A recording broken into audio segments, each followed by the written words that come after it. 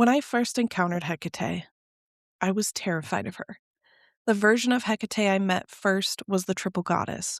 She was moonlit, dark, powerful, and surrounded by symbols I did not yet understand.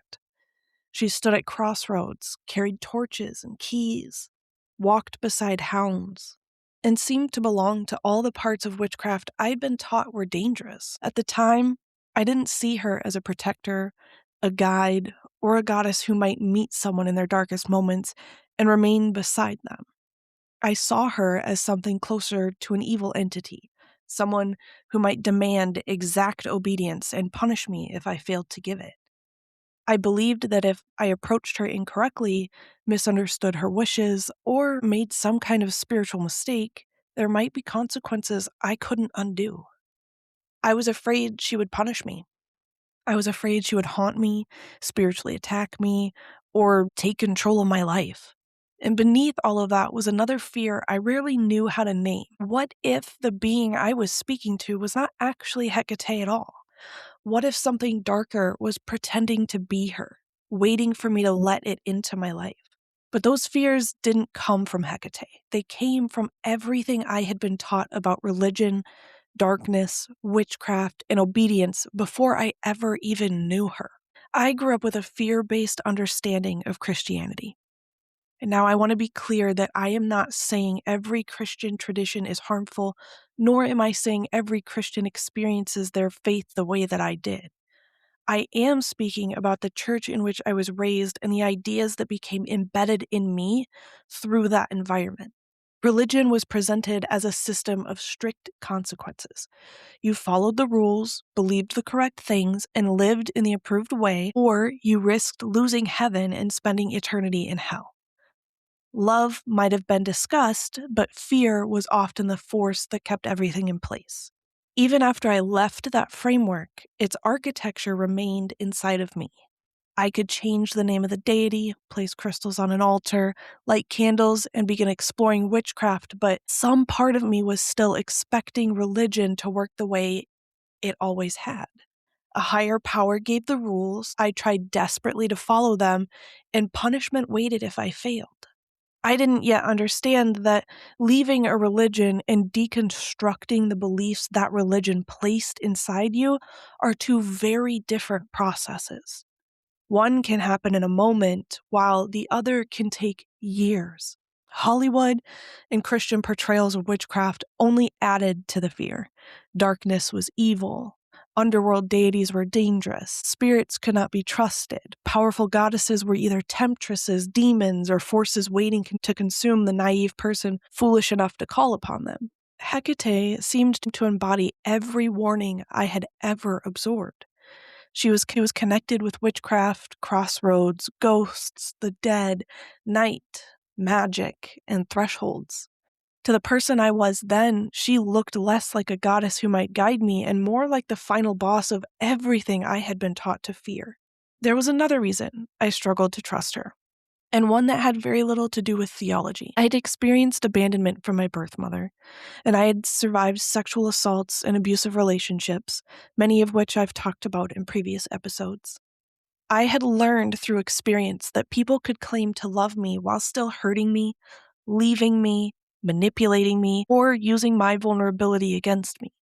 Some of the earliest lessons written into my nervous system were that love was conditional, that safety could vanish without warning, and that trust made me vulnerable to pain. I had been shown over and over again that even the people who were supposed to love me could not always be trusted.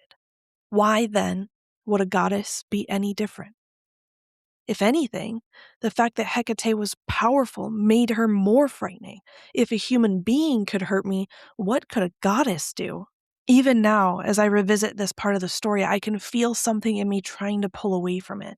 I can feel the edges of dissociation, the instinct to step out of my body rather than remain fully present with what these memories hold. That doesn't mean I have failed to heal. It reminds me of something I say often, which is that healing is a spiral. We return to the same wounds again and again, but each time we see them through a different lens. We revisit them with more language, more support, more self-awareness, and sometimes more tenderness than we possessed before.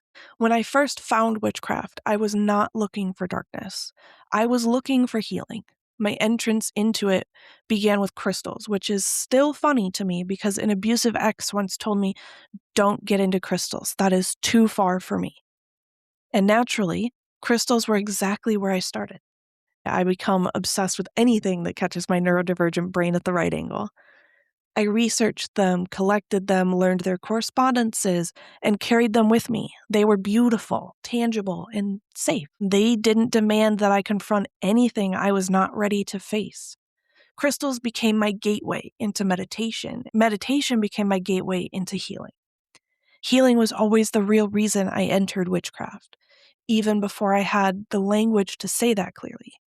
I wanted to repair something inside of myself. I wanted to feel whole and safe, loved and connected to my own life. At the same time, I wanted healing without having to look directly at the wounds. I wanted transformation, but I was afraid of the parts of myself transformation would require me to meet. My practice was light, aesthetic, and emotionally safe. I worked with crystals, cleansing, manifestation, love, and correspondences. I avoided deity work, shadow work, spirit work, and almost anything that felt too intense. I wasn't ready to meet the darker parts of myself with compassion because I still believed those parts were unworthy of existing. My anger felt dangerous. My grief felt inconvenient. My pain felt like evidence that something was wrong with me. I kept trying to heal by moving toward the light while refusing to look at everything the light revealed. Unsurprisingly, it often felt as though nothing was working. I also did a lot of love spells in the beginning. They worked, which is a sentence I can say now with an uncomfortable amount of hindsight. I performed love spells involving two people at different points in my life, and I was not prepared for what happened after. In trying to draw love toward myself, I created attachments that became extremely difficult to escape. It felt as though I had bound myself to those people, and at the time, I couldn't understand why breaking free was so hard. Looking back, I understand it differently.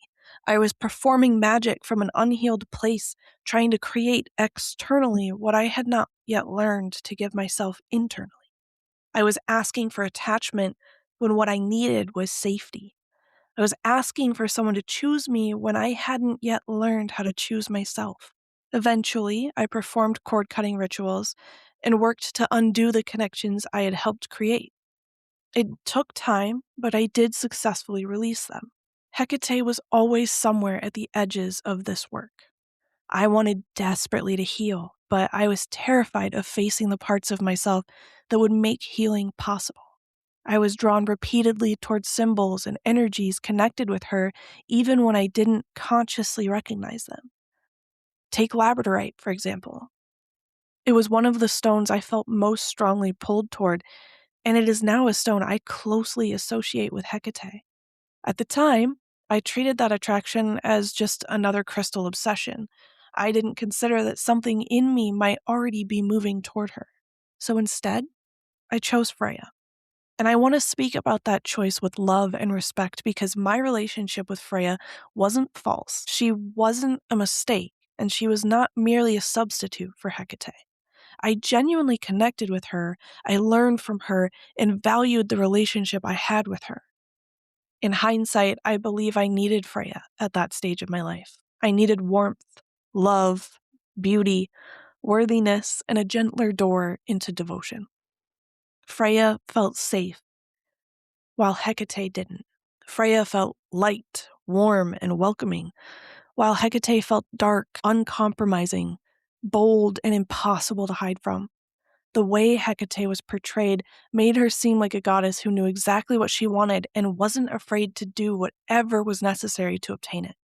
She was relentless, ruthless, and unafraid of her own voice, whereas I was shy, naive, impressionable, and soft-spoken.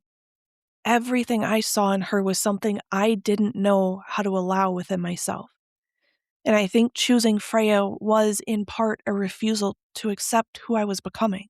Some part of me knew that choosing Hekate would mean there could be no more hiding. She would ask me to face everything I had worked so hard not to see. She would ask me to acknowledge my anger over losing my dad. She would ask me to admit the grief and confusion I carried about my birth mother giving me up. She would ask me to hold the truth that I could love my adopted mother and still be wounded by parts of the way I was raised. She would ask me to stop minimizing the effects of trauma, stop abandoning my own voice, and stop pretending that my unhappiness didn't matter. She would ask me to face my spiritual identity. She would ask me to set boundaries with other people and, perhaps even more difficultly, with myself. She would ask me to acknowledge the ways I had survived and the ways survival was no longer enough. She would ask me to look at the parts of myself I had labeled too angry, too wounded, too difficult, too needy, too broken, or too much. She would ask me to stop treating those parts as enemies and begin meeting them with love. And at the time, I wasn't ready. Freya helped me learn to love myself, and Hekate would eventually teach me how to stop hiding from the self I was learning to love. Over time, my relationship with Freya began to feel like I was settling.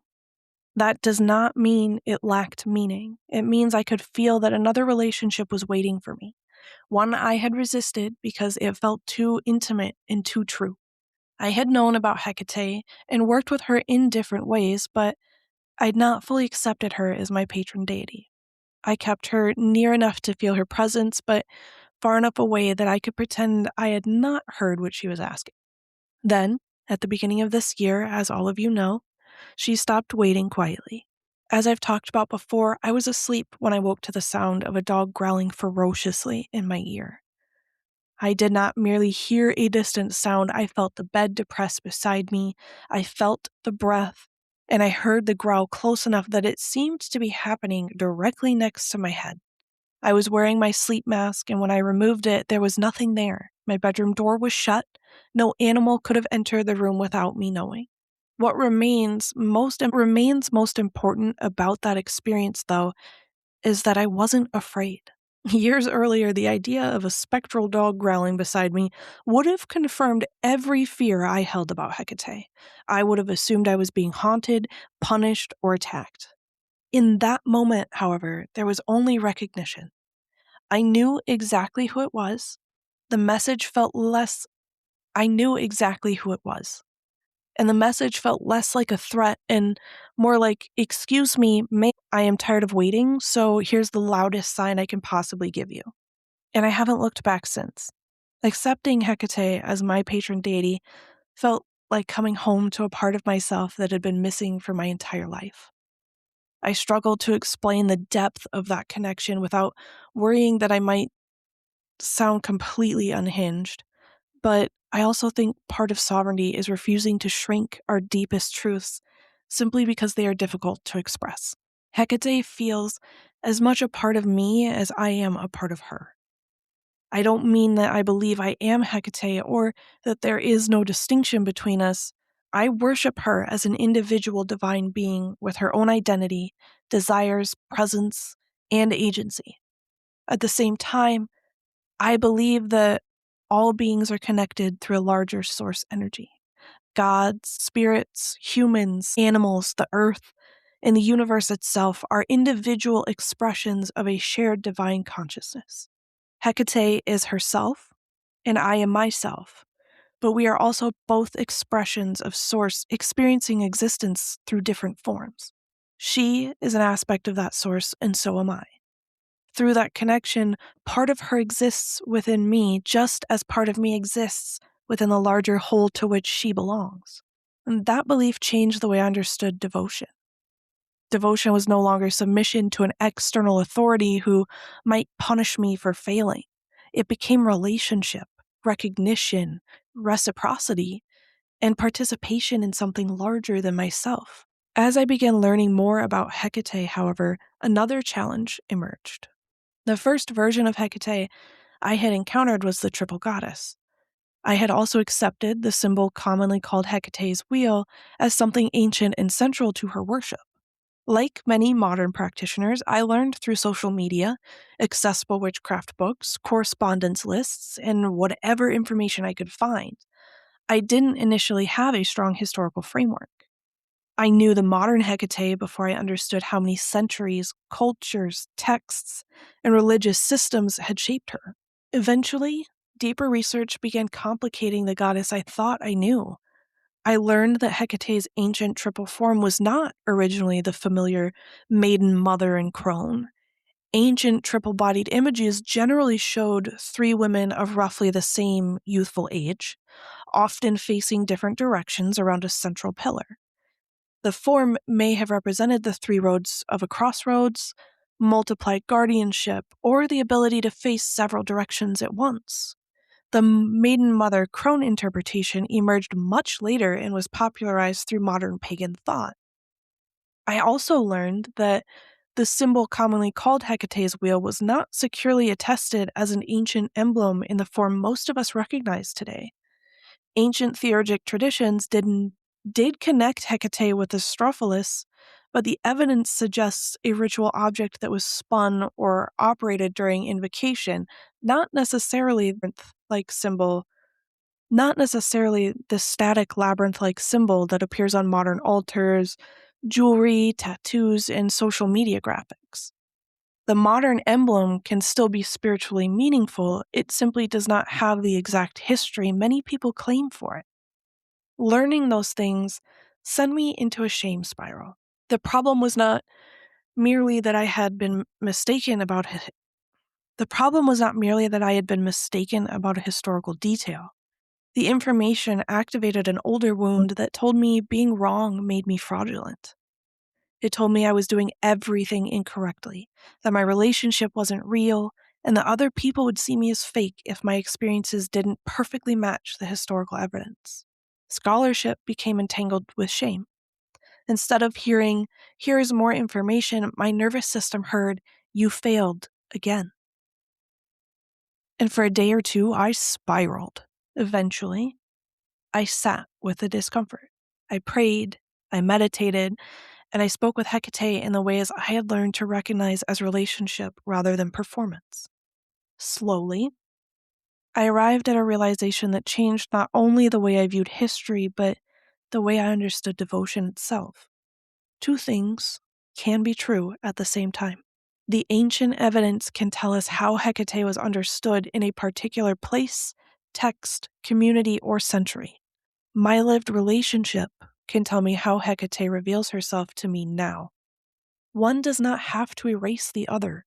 Historical tradition is not meaningless simply because personal experience exists, and personal experience is not automatically false simply because it cannot be traced to 5th century Athens.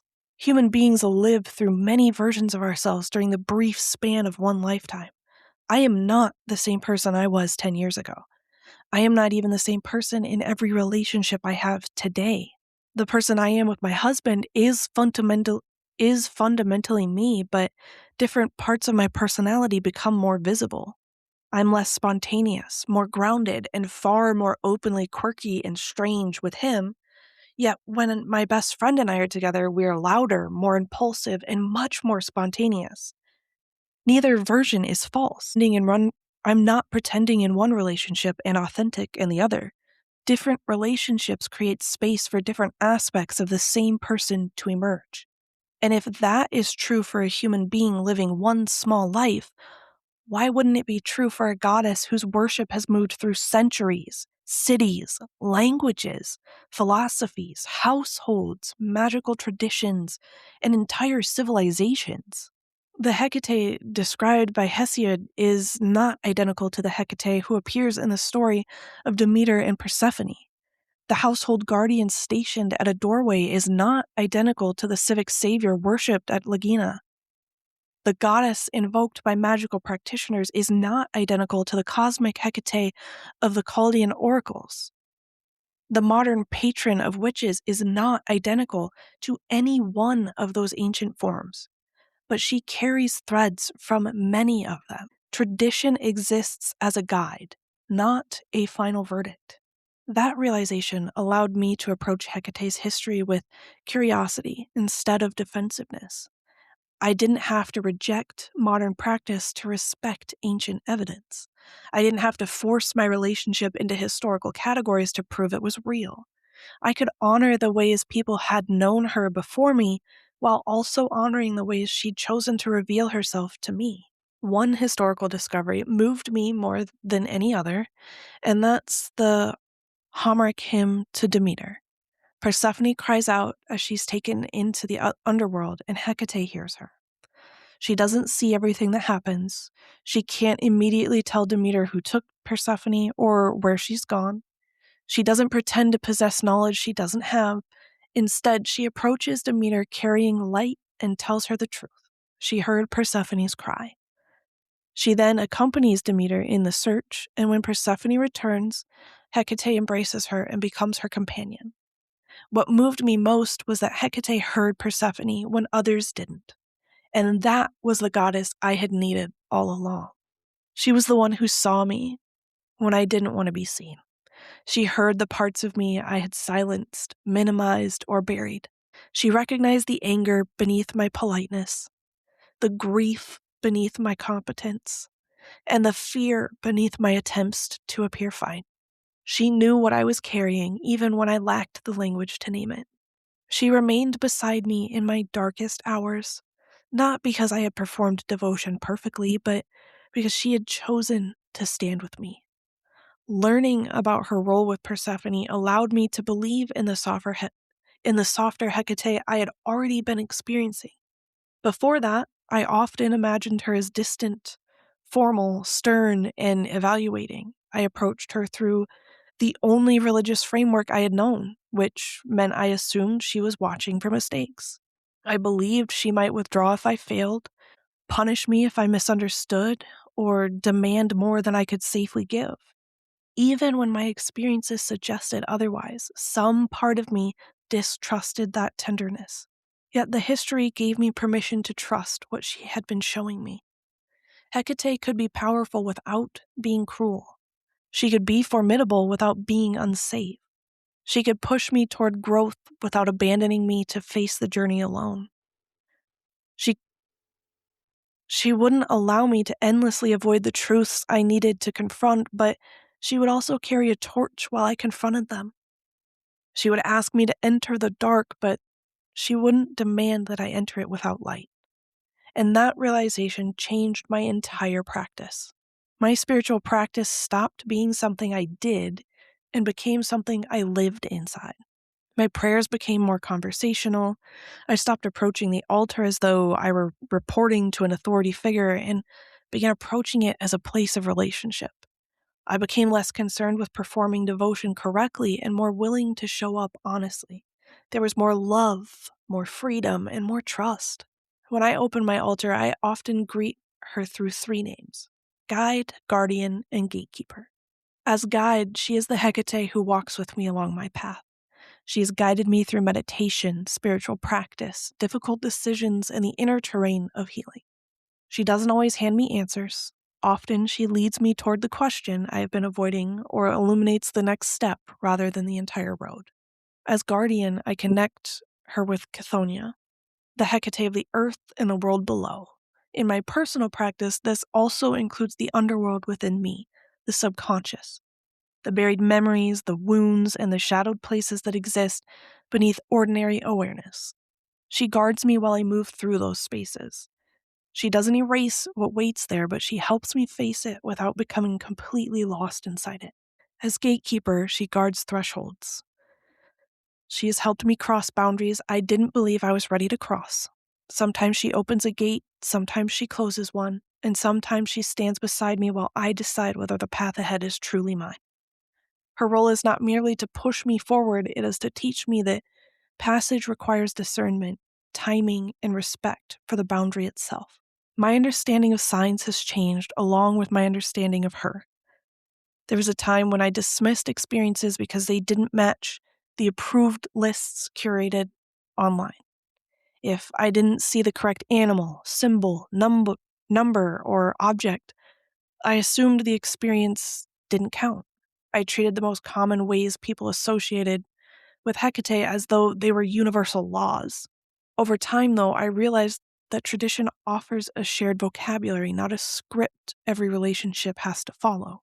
Most of my experiences with Hekate are not cinematic. They're very mundane moments that cause me to stop unexpectedly and think, hello, Hekate. Sometimes the moments offer comfort. Sometimes they make me feel held or recognized. Sometimes it is followed by a breakthrough, an understanding of why I've been feeling a certain way, or a realization I had not been able to reach through deliberate thought. These experiences don't always make sense immediately, though. A sign can remain confusing for days, weeks, or even months before its meaning becomes clear. And I also don't believe every unusual event is a sign from the great beyond. Discernment matters. Anxiety often feels urgent, demanding, repetitive, and desperate. It pushes for immediate certainty and rarely allows silence. Genuine signs, at least in my experience, tend to feel quieter. Even when the experience itself is loud, as the growling dog certainly was, the knowing beneath it is calm. A sign often fills me with awe, with love, with recognition, or with acceptance rather than panic. Now, that does not mean my way of experiencing signs is the only valid way. It means relationship teaches us the language through which communication becomes recognizable. Tradition can help us understand the symbols historically associated with a deity, but no checklist can replace patience, self-awareness, and discernment. The honest statement is not, this symbol always means Hekate. The honest statement is, I experienced this as Hekate, and this is why. And the same principle applies to practice. Hecate's history contains animal sacrifice, magical coercion, curses, frightening epiphanies, ghostly processions, civic festivals, household purification, offerings at crossroads, theurgy, philosophy, and many other practices that do not fit neatly into one modern moral framework. I don't believe history must be sanitized to make a goddess worthy of devotion. Hekate is powerful and formidable. Human beings have approached that power through the customs, ethics, fears, and needs of their own time. Understanding an ancient practice doesn't require reproducing it. Animal sacrifice was normal within many ancient religious systems. It isn't normal or appropriate within most modern Hecatean practices. We adapt. We learn the structure and meaning of a rite and then consider how that meaning can be carried responsibly into the world we inhabit now. Adaptation is not a betrayal of tradition. Adaptation is the reason traditions survive. Everything has its place, but not everything belongs in every time. Learning Hecate's history has not made her smaller. It has made her wider, stranger, softer, more formidable, and more alive. I no longer need to confine her to the triple goddess, the moon, witchcraft, the underworld, or any single symbol. I can see the goddess who aided rulers, athletes, fishers, herders, and children. I can see the torch-bearing witness who heard Persephone. I can see the guardian at the doorway, the goddess of the crossroads, the civic savior of Lagina, the lunar power of later antiquity, and the cosmic mediator of the Chaldean oracles. None of these versions cancel the others. They reveal a goddess who has always stood where worlds meet. In many ways, the qualities I once feared in Hekate were qualities I had not yet accepted in myself. Her boldness frightened me because I'd been taught to stay quiet. Her relentlessness frightened me because I'd survived by yielding. Her certainty frightened me because I had learned to distrust my own knowing. And her darkness frightened me because I had spent years trying to escape my own. I thought she was dangerous because she refused to hide. What I eventually learned was that she wasn't asking me to become cruel, ruthless, or unfeeling. She was asking me to stop abandoning myself. She was asking me to tell the truth, honor my anger, protect my boundaries, speak with my own voice, and love the parts of myself I had been taught to exile. She saw something beyond the trauma, grief, shame, and fear. She saw the person on the other side of the pain. She saw my empathy, which had survived everything that tried to harden it. She saw my capacity to love, create, speak, heal, and guide others. She saw strength I mistook for mere survival. She saw beauty where I saw damage. She saw someone worthy of unconditional love long before I believed such love could exist. Hekate didn't become softer because I learned more about her. I became able to recognize the softness that had always been there. The darkness didn't disappear either. It changed meaning. Darkness was no longer the place where punishment waited. It became the place where hidden things could be met honestly. It became the quiet beneath performance, the depth beneath appearances, and the space in which old versions of myself could be mourned and transformed. Hecate's torch didn't remove the dark. It allowed me to walk through it without pretending it wasn't there. And that is what I hope people carry away from this episode. If you currently know Hekate through black candles, keys, dogs, the moon, crossroads, the triple goddess, or the modern wheel of Hekate, I don't want you to feel ashamed. Those symbols may be meaningful parts of your practice and relationship. And I don't want history to become another authority you use to punish yourself or another set of rules that makes you afraid of being wrong. I want history to expand your understanding, challenge assumptions, and invite you into a deeper relationship with discernment. Tradition can ground us without imprisoning us. Personal experience can guide us without becoming universal law. We can learn how Hekate was worshipped in different periods while remaining honest about the fact